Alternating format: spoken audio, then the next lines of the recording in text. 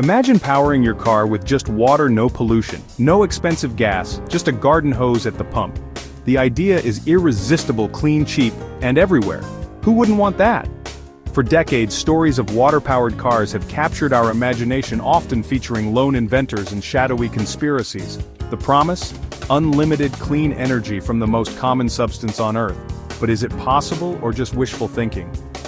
Science isn't about what we wish were true, it's about what we can prove.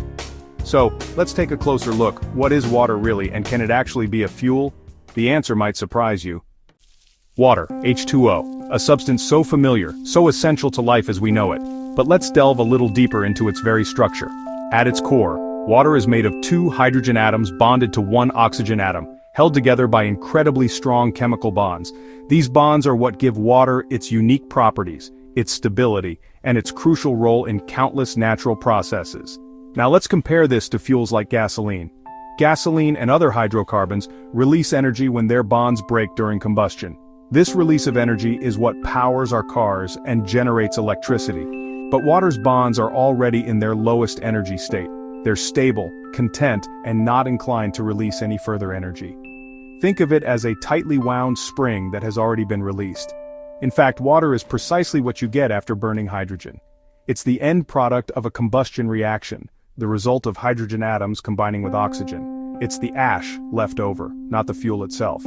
It represents a state where the energy has already been extracted, leaving behind a stable, unreactive compound. Trying to get energy out of water is like trying to light ashes on fire. The energy's already gone. The potential for combustion has been exhausted. There's nothing left to burn. To use water as fuel, you'd have to split it into hydrogen and oxygen first, essentially reversing the combustion process. You'd need to break those strong bonds that hold the water molecule together.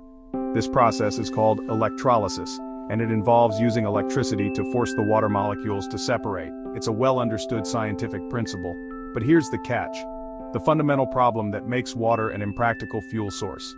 Splitting water takes more energy than you get back from burning the hydrogen. The energy required to break those strong bonds is greater than the energy released when the hydrogen recombines with oxygen. This is the law of conservation of energy, a cornerstone of physics. You can't create energy, and you certainly can't get more energy out of a system than you put into it. Water isn't a fuel, it's the end of the line. It's the spent product, the final destination in the energy cycle of hydrogen combustion. So, why do people keep chasing the water-powered dream? Why does the idea of a car that runs on water persist in the public imagination? Because hydrogen, one part of water, really is a powerful fuel. It burns cleanly, producing only water as a byproduct, and it packs a significant energy punch. But getting it out of water is the hard and energy-hungry part. It requires significant energy input, specialized equipment, and a complex process. That's the scientific roadblock.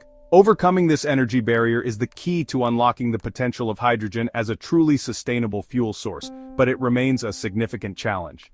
We've all heard the saying, "You can't run a car on water."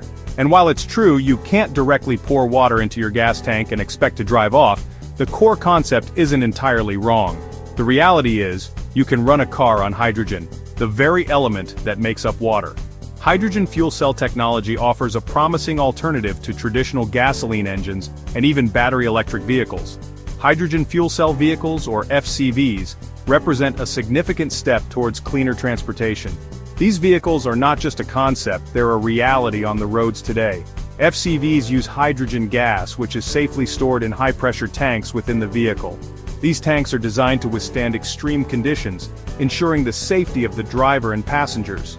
The stored hydrogen is then used to generate electricity on board through a chemical reaction within the fuel cell stack.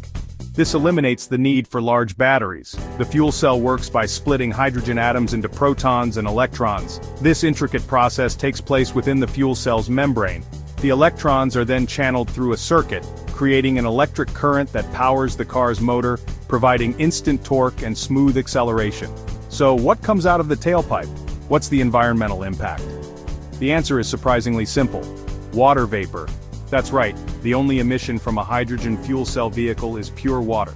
These cars aren't a thing of the future, they exist today, driving on our roads and highways. And they represent a significant step towards a cleaner, more sustainable future, offering clean and efficient transportation. The core technology of the fuel cell itself isn't the primary obstacle. The real challenge lies in making, safely storing and efficiently distributing hydrogen on a large scale. Currently, most hydrogen is produced from natural gas, a process that releases greenhouse gases. This method of production undermines the environmental benefits of FCVs as it isn't a very green solution. However, clean hydrogen can be produced through electrolysis by splitting water molecules into hydrogen and oxygen.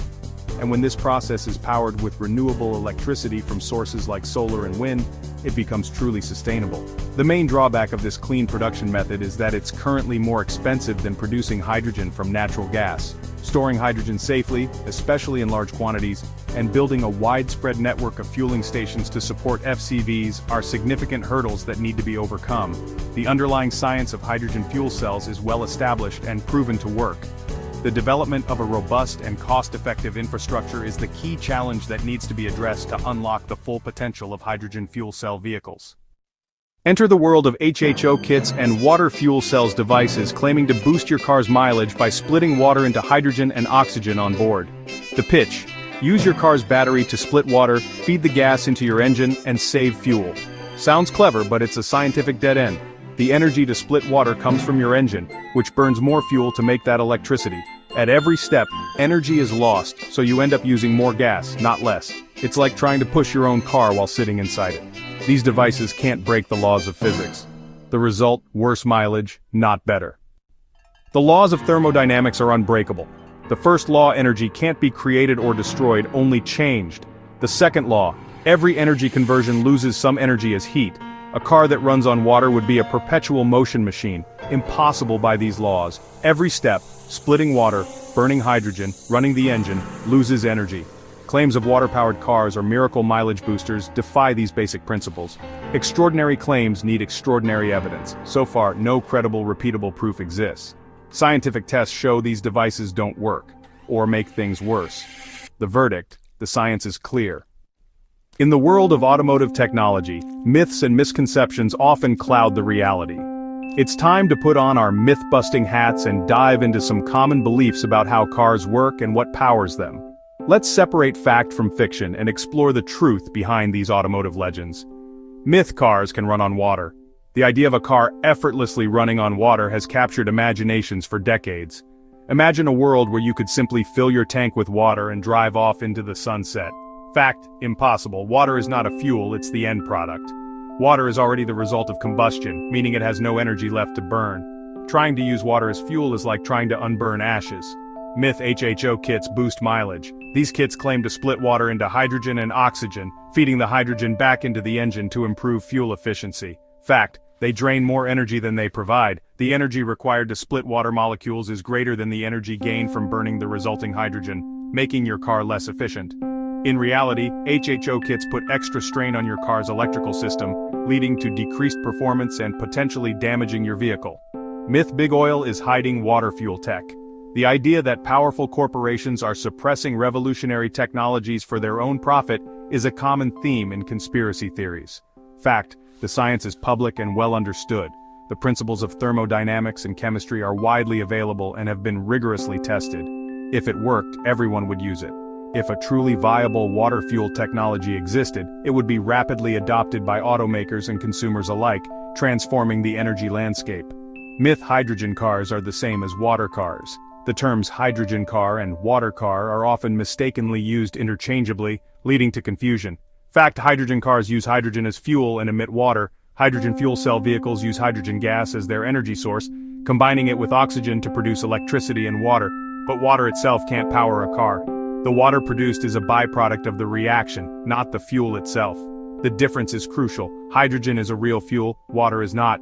Hydrogen is an energy carrier, while water is a compound that has already released its energy. Hydrogen fuel cell vehicles are real. These cars represent a promising step towards sustainable transportation, but they face infrastructure and cost challenges. The widespread adoption of hydrogen cars requires a significant investment in refueling stations and a reduction in the cost of hydrogen production. Water-powered cars are pure fiction. Despite the persistent rumors and claims, there is no scientific basis for a car that runs solely on water. Science isn't hiding a miracle. Science is a process of discovery and understanding, not a source of magical solutions. It's showing us what's possible. Through rigorous experimentation and analysis, scientists are constantly pushing the boundaries of what we know and can achieve. The real breakthroughs come from understanding, not wishful thinking. True innovation is built on a foundation of scientific principles and careful engineering. If water could power cars, it would change the world overnight. The implications would be revolutionary, solving energy crises and transforming global economies, but the laws of physics say otherwise. The fundamental principles of energy conservation and thermodynamics simply do not allow for the creation of a perpetual motion machine or a car that runs on water alone. The dream of a water-powered car is just that, a dream. Water is the exhaust, not the fuel. But the future of transportation is still bright. Hydrogen fuel cell vehicles and battery electric cars are real, clean alternatives. As technology improves, these options will get cheaper, cleaner, and more practical. The key is using real science to solve real problems. The perfect fuel may not exist, but innovation is moving us forward. The water car myth is a distraction from real progress. The future of fuel will come from hard work and science, not magic.